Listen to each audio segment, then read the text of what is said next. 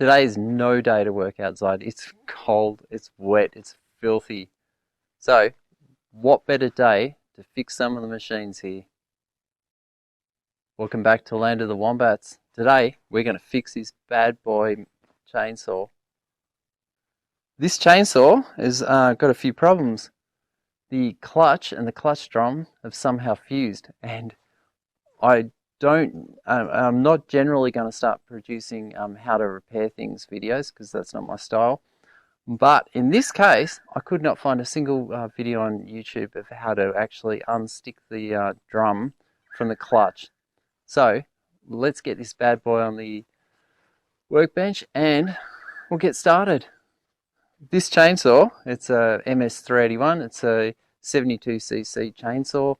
It produces about 5.3 horsepower. It's a beast of a machine, and the clutch is sticking to the clutch drum, which is a problem because when you pull the ripcord, the chain actually moves as well. So the clutch has failed. And now I don't know what's going on inside the machine, but let's find out. So we'll get it on the chainsaw. But first, before we do, you can have a look for yourself and see what's going on. So when you pull the pull cord, you'll see that the chain moves, and that shows that the clutch is failed. That is not safe. The first thing we want to do is remove the bar and chain.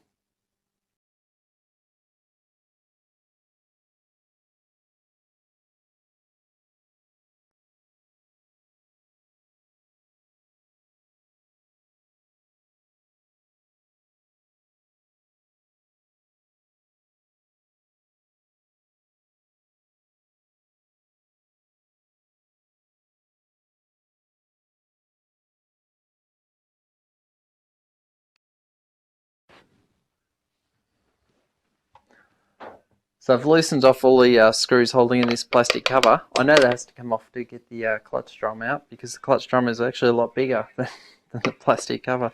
But first we have to take the circlip off. Yeah, I'm just removing the circlip now. It's a bit not as easy to do as you imagine. You don't want it coming off while you're using the chainsaw.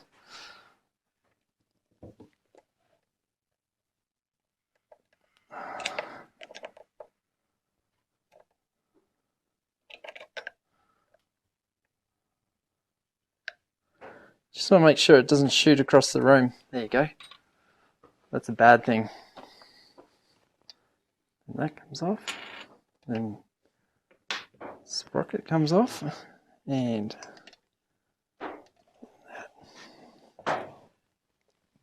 okay, so and there's another circlip to remove here too. So I've got circlip pliers here. You've just got to kind of squeeze it apart, and hopefully, it's a bit of a pain actually, this job.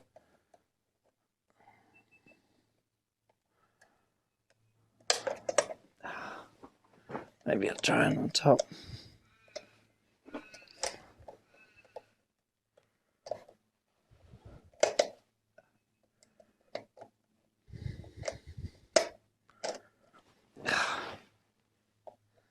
Not as easy to do as you'd imagine.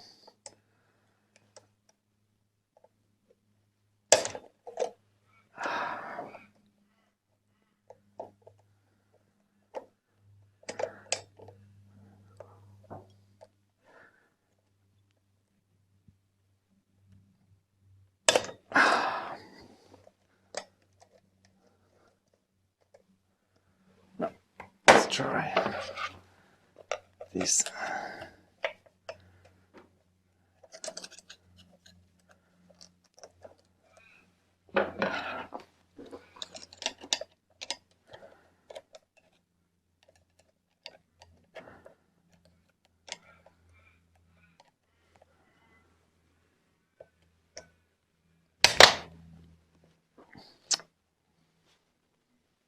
It's gone. Now we've got to find it.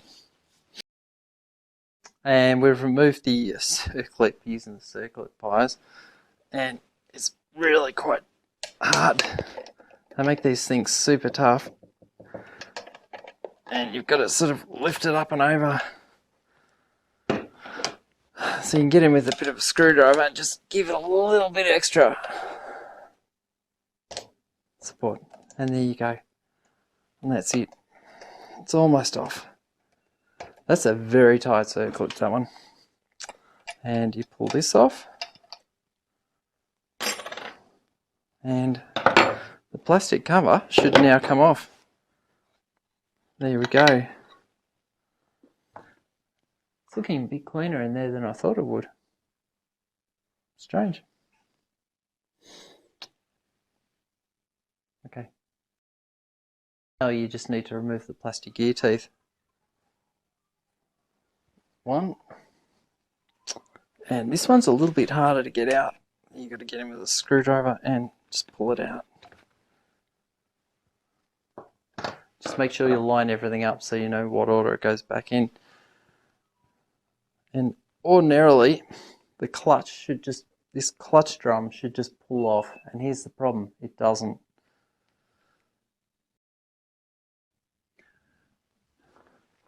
So the drum is actually quite firmly anchored to the crankshaft and the clutch. That's the problem. So in order to stop the crankshaft from turning, you have to use this piston stop tool, and that actually screws into where the spark plug goes, and yeah, it'll stop the piston from turning. So you just got to remove the spark plug. I'll take my gloves off for that.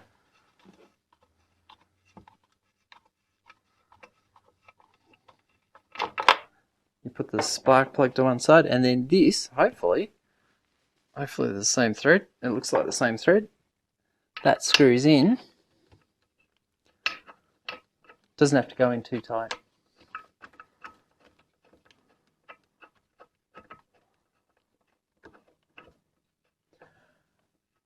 And that should stop the piston at the top of the its run.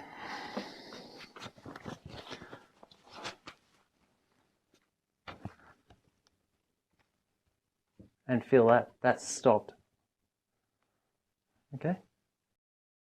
Nothing will clean the gunk off this faster than carby cleaner.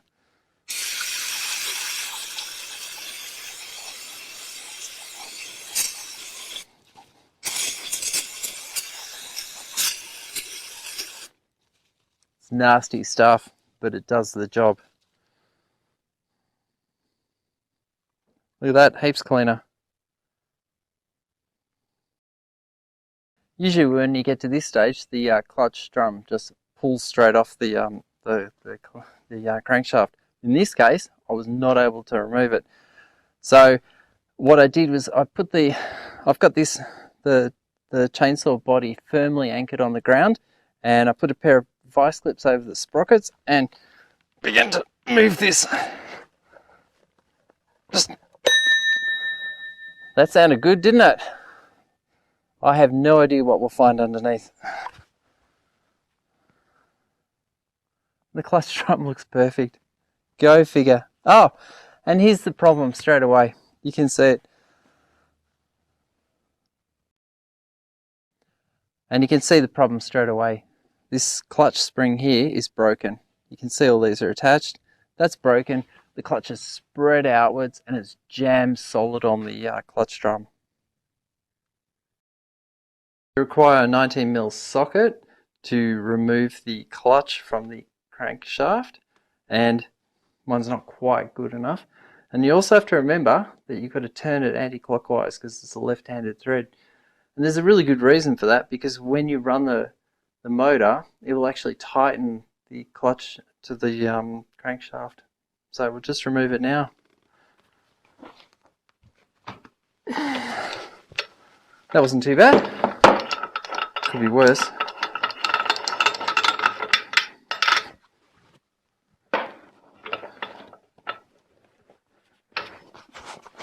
Just get rid of my gloves.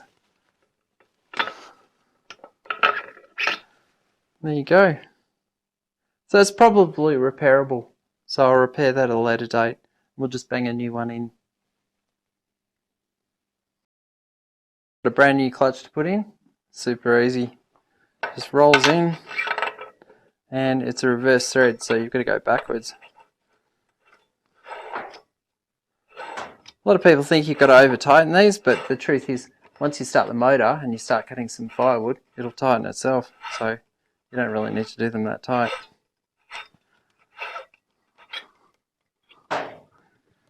And grab the socket onto it. Now remember, reverse thread, so you've just got to get this on and just take it. Get the piston to stop moving. A lot of people use rope for the piston stop. Now I've had a rope break in one of the machines, and then we had to fish the rope out. It was a pain. So I'm not interested in that. There we go.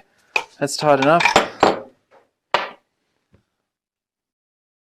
The drum looks pretty clean, actually, strangely enough. And the inside guts of the machine were fairly clean, but we did clean it up with carby cleaner. So this should just slide straight on, hopefully. Look at that. And that's how easy it should have come off. You shouldn't need to get a set of vice grips onto it and remove it forcefully. So I've cleaned up the needle bearing and given it a grease. Don't go overboard with the grease, just a little bit will be fine. Bang that back on the crankshaft, and the clutch drum then should fit straight over the top of that.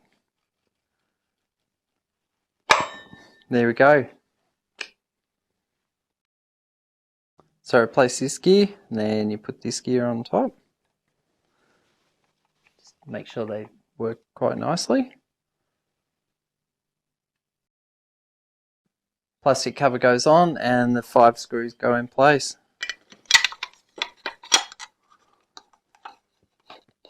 There you go. Just make sure it fits nice and tight and there's nothing holding it out, because that it's possible to break that cover.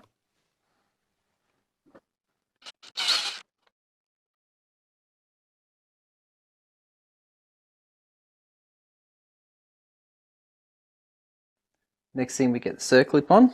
Always hard. So make sure that sits on, and you can see it sits in there nicely.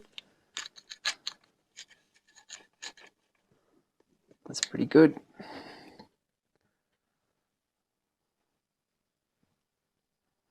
And the circlip on, getting it on is a reverse of the process of it, how you got it off. So you have to kind of wangle it on. It's not always easy. This is a very tight circlip, this one. So I'll get my circlip pliers and we'll prise it apart. Hopefully that should make the job a lot easier. You kind of need 3 hands for this job. There we go. Right tool makes it easier. And it's got to get in a bit closer.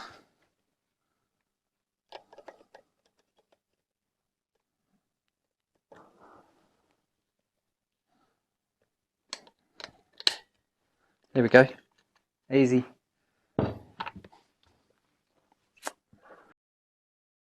Next we get the sprocket on. That just slides into place. Oh, that's the plan. Oops, we've got a patch button. There we go.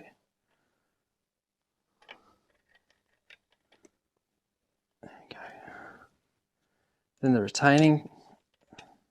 Just got it back to front.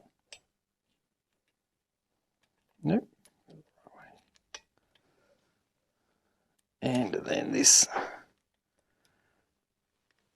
You need pliers for this job and 3 hands. You just push that down. Make sure you don't sandwich your fingers in that. Got to get it under.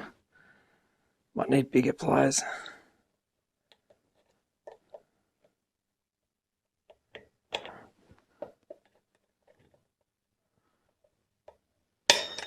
There we go. Perfect. And that's not going anywhere. Install this plate. Just make sure it fits on correctly. Should be nice and snug. This just held on by a single screw. It's a bit hard to get it in. get in my hand first, I think.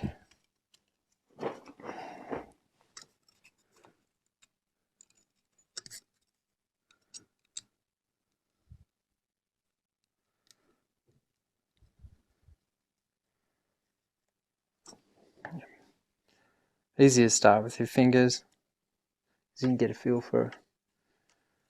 Make sure you don't thread it. Nice. Done. It's ready to now put the bar and chain back on. Before you put the bar and chain on, I was wrong. Probably a good idea to remove the piston stop.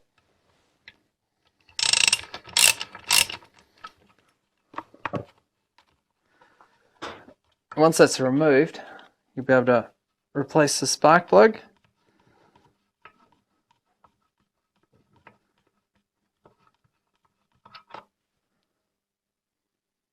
It's good.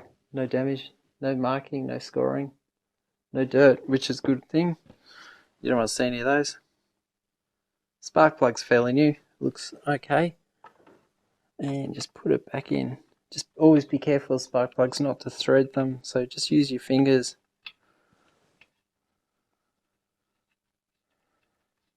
You can feel when it's bitten into the thread. It should be fairly easy to do up. And we'll get the tool.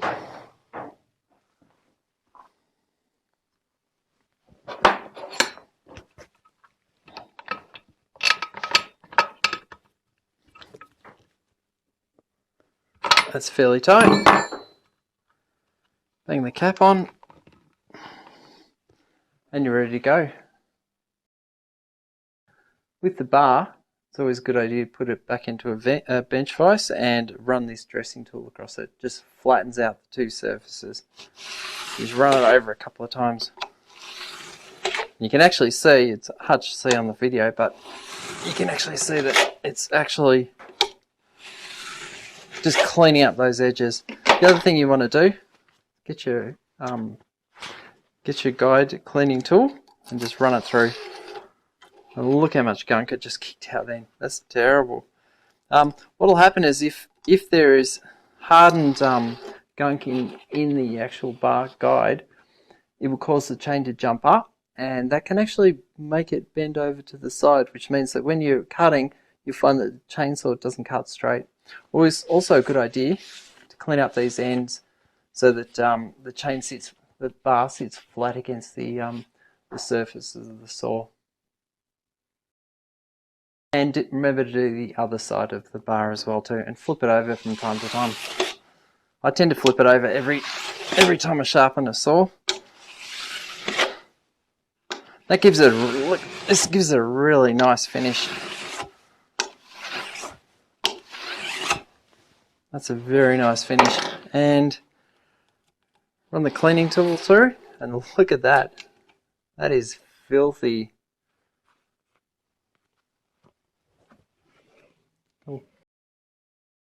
It's a 73cc saw, so it takes a fair bit of effort to get started, but there's a trick to doing that. And it does have a decompression switch there, but I don't generally use it nowadays. Flick the ignition down to choke, and then you pull that twice, and then pull this, and then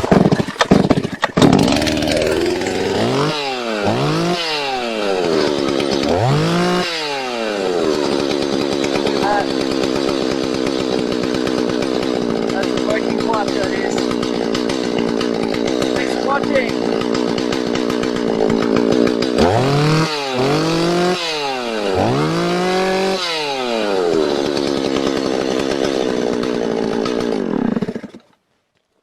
Yeah, perfect. Woo!